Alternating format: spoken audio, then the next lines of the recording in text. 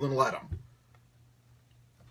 Okay, that's a legitimate comment right there. If he's, reneging on that, then, say, look, you're either with us or without it. But, we'll take the scholarship offer away if you're going to go to this other place.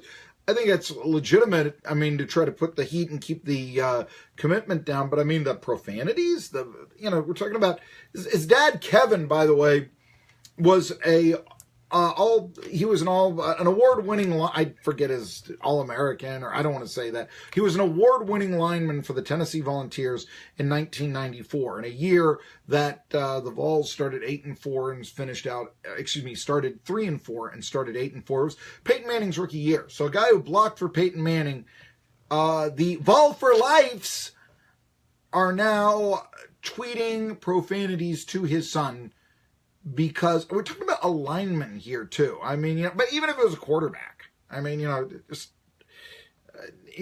position really doesn't mean anything here. In fact, it doesn't mean anything. You're talking about teenager going to, and like I said, even the coaching staff was going in there and say, you're either with us or you're without us. You know what that makes it seem like? It makes it seem like a recruiting day in which the Vols leaped from number 60 to number 28 was actually garbage. It's what it makes it seem like. Tri-City Sports Now. Speaking of that, we'll get to this. I do want to say a couple of local standouts here. Austin Lewis plays for David Crockett, or he played for David Crockett. He's going to sign with Liberty, which means that he'll be playing FBS football by the end of his career, because Liberty's going to be going FBS.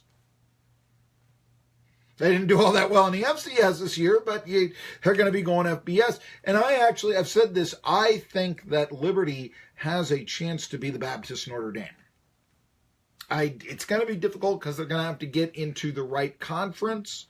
And historically, conferences have said, Liberty, college presidents have said, you think the earth is 3,000 years old, Liberty? But, Liberty did take a major role in the presidential election last year. Bernie Sanders spoke there. Donald Trump spoke there. In fact, Donald Trump actually made an appointment with a figure from Liberty here. Today you can listen to it on 103.9 Livewire. We're reporting the story. But, so anyway, Austin Lewis, 108 solo tackles with 128 assists and 34 tackles for a loss as a senior. And so he is going to go to Liberty. The interesting thing is that it was not Gerald Sensabaugh running for Sullivan County mayor, and the former coach at David Crockett, who led them to their 5-2 start before it all fell apart, was not beside Lewis. Instead, it was Jeremy Boskin, the former coach at David Crockett. That probably doesn't speak well for the future of Sensabaugh, but we'll see. Cameron Coleman, a defensive lineman from Betsytown. Elizabethton, everybody knows Jason Witten, but historically they've put a lot of good linemen out. Witten started off as defensive lineman. I don't know how many people remember that. Number one was he liked Leonard Little. I don't know how many people knew that. But the 6'3", 285-pounder had 15 offers to play Division I football. He narrowed his choice down to ETSU, Virginia Tech, and Georgia Tech, and chose Furman. Chose an FCS school over an FBS school. And really won Georgia Tech. I'm a little surprised on that because, Georgia Tech running the option, and although I guess he's a defensive lineman, but if you were ever going to be switched to the offensive line, then that's a chance as a lineman to do the hitting rather than be hit. Then again, I guess if you're in practice, it's a matter of getting hit if you're going to stay at defensive lineman. And he is a defensive lineman. I'm just theorizing here if he was ever moved to the O-line. But anyway, Cameron Coleman going to Furman and choosing them over the Techs, Virginia and Georgia. I guess not Texas, but, Interesting. And a sign of Furman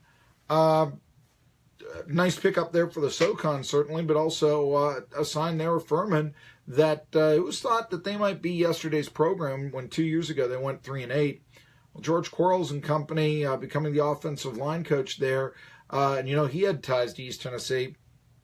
It's an impressive signing. Whenever you get as an FCSer, a player that could go FBS, that's an impressive get.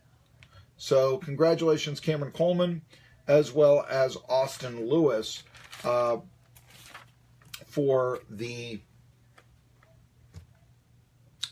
congratulations for the signings with a couple of FCS schools, but one of them Liberty going FBS. So there you are.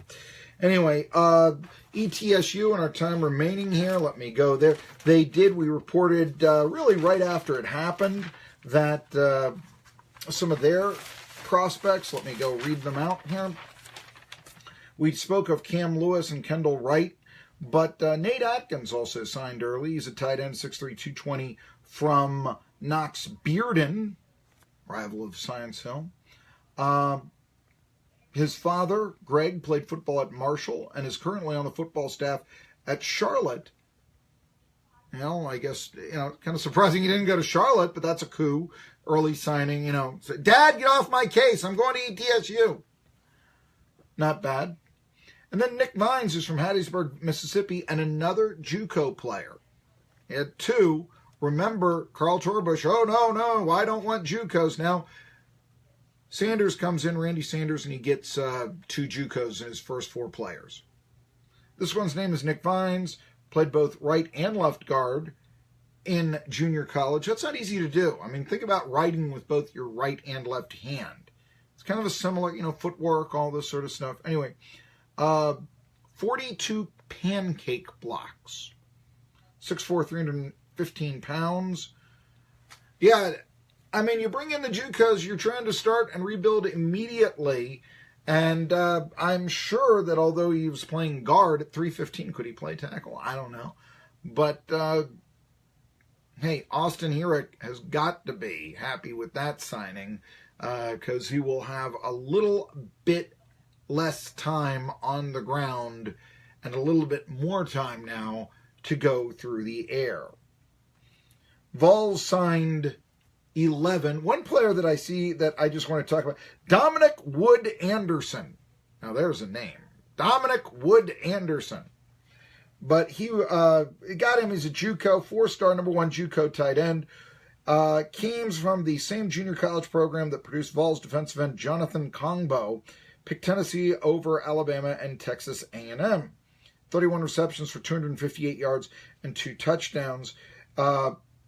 He did have 2 touchdown catches in the the Junior College National Championship game. I'm going to report this like Porky Pig, okay? And it was East Mississippi Community College that won the JUCO National Championship this year. Anyway, I mentioned this Arizona Western. That's in Yuma, Arizona. I used to live very briefly in Yuma, Arizona. Worst sports town I've ever been in. One of the reasons why the biggest sports entity in all of Yuma, Arizona. By the way, they have 1 sportscaster on TV. That's it. And 2 sports writers at the Yuma Sun. That's it. This is why I say, well, this isn't the greatest, sports town I've ever been in. But Arizona Western was as big as it got in a town of more than 90,000 people. Just consider that. And then talk about why I like to boost ETSU. Tri-City Sports Now. WEMB Irwin, 1420 NBC Sports Radio Tri-Cities.